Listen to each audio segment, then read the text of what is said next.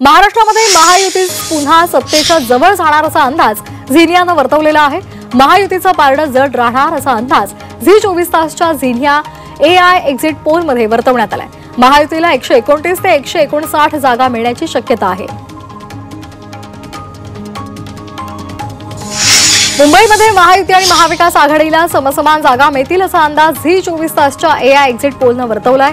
महायुती आणि महाविकास आघाडीला प्रत्येकी 15 ते 20 जागा मिळतील अशी शक्यता आहे।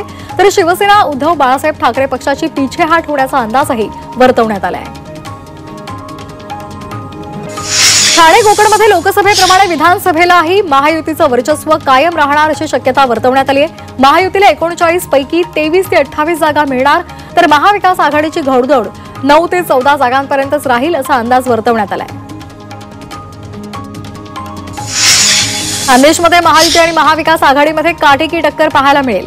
महायुती आणि महाविकास आघाडीला 15 ते 20 जागा मिळण्याचा अंदाज वर्तवण्यात आलाय। झी 24 तासच्या AI एक्झिट पोलच्या अंदाजानुसार खान्देशमध्ये महाविकास आघाडीला फायदा होणार असल्याचा अंदाज बांधण्यात आलाय। पश्चिम महाराष्ट्रामध्ये महाविकास आघाडीची मुसंडी पाहायला मिळते। महाविकास आघाडीला 37 ते 42 जागा मिळण्याची शक्यता आहे, तर महायुतीला 28 ते 33 जागा मिळण्याचा अंदाज झी 24 तासच्या AI एक्झिट पोलनुसार वर्तवण्यात आलाय। मराठवाड्यामध्ये जरांगी फॅक्टरचा परिणाम असण्याचा अंदाज आहे। यामध्ये महायुतीला फटका तर महाविकास आघाडीला फायदा होण्याचा अंदाज वर्तवण्यात येतोय। झिनियाच्या सर्व्हेतून मराठवाड्यामध्ये महाविकास आघाडीला फायदा होण्याचा अंदाज वर्तवण्यात आलाय। मराठवाड्यामध्ये महाविकास आघाडीला चांगलं यश मिळण्याची शक्यता आहे। महाविकास आघाडीला 24 ते 29 जागा तर महायुतीला 16 ते 21 जागा मिळण्याचा अंदाज झी 24 तासच्या AI एक्झिट पोलनं वर्तवलाय। त्यामुळे मराठवाड्यामध्ये महायुतीला मराठा आरक्षण आंदोलनाचा फटका बसण्याची शक्यता आहे।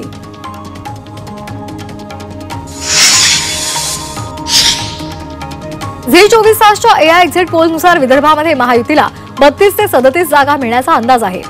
महाविकास आघाडीला 24 ते 29 जागा मिळतील अशी शक्यता वर्तवण्यात आली आहे। लोकसभेतील पिछेहाटीनंतर विदर्भामध्ये महायुतीचं कमबॅक होण्याची शक्यता आहे। अनेक एक्झिट पोल्सना महायुतीचं सरकार येईल असा अंदाज वर्तवलेला आहे। यावर अमोल मिटकरी यांनी आनंद व्यक्त केला। मात्र अजित पवार यांच्या राष्ट्रवादी पक्षाला 15 ते 20 जागा एक्झिट पोलमध्ये दाखवण्यात आलेल्या आहे। यावर विश्वास नसल्याचं मत त्यांनी व्यक्त केलंय।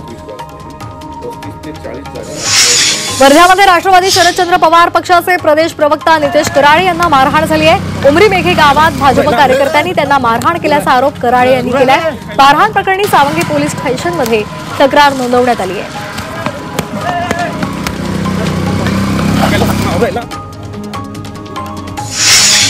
नागपुरात EVM मशीन घेऊन जाणाऱ्या वाहनावर जमावानं हल्ला केला। यामध्ये वाहनाचं मोठं नुकसान झालंय। या घटनेनंतर भाजप आणि काँग्रेसच्या कार्यकर्त्यांनी एकच गोंधळ घातला। मात्र पोलिसांनी वेळीच हस्तक्षेप करत परिस्थिती नियंत्रणात आणली।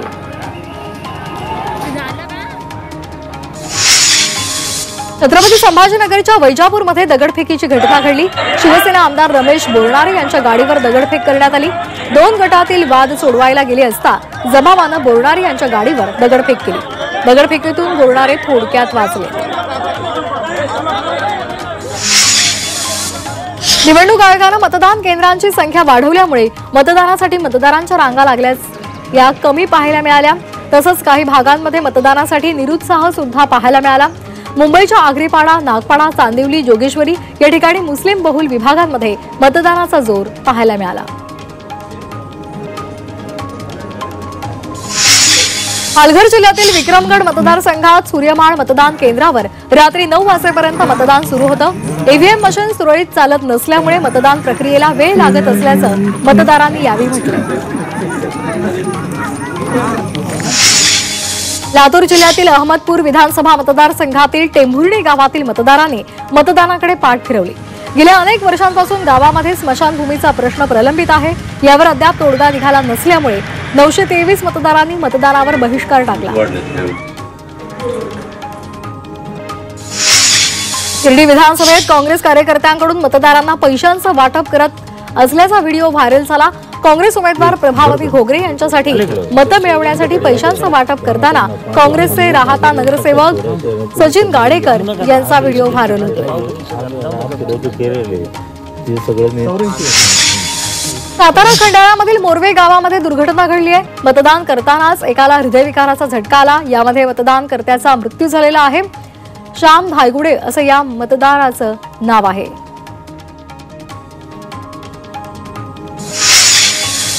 परभणी जिल्ह्यातील जिंतूरच्या निवडी बुद्रुक येथील मतदान केंद्राच्या पायरीवर हृदयविकाराचा झटका आल्यामुळे मतदाराचा मृत्यू झालेला आहे। मतदान केंद्रावर हृदयविकाराचा झटका आल्यामुळे बोरी ग्रामीण रुग्णालयामध्ये उपचारासाठी त्यांना दाखल करण्यात आलं।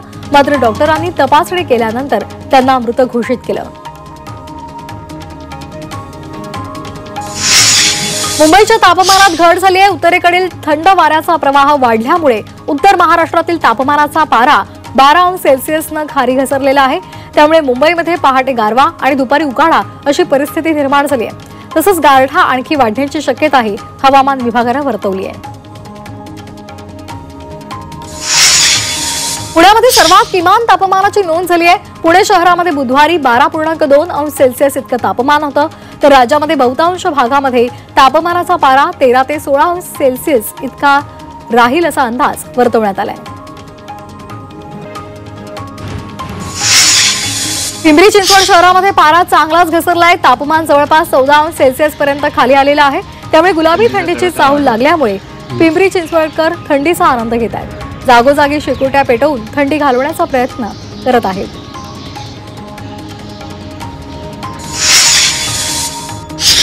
थंडीचा कडाका वाढल्यामुळे नाशिककर गारठलेत। उत्तर महाराष्ट्रामध्ये थंडीचा कडाका जास्त आहे।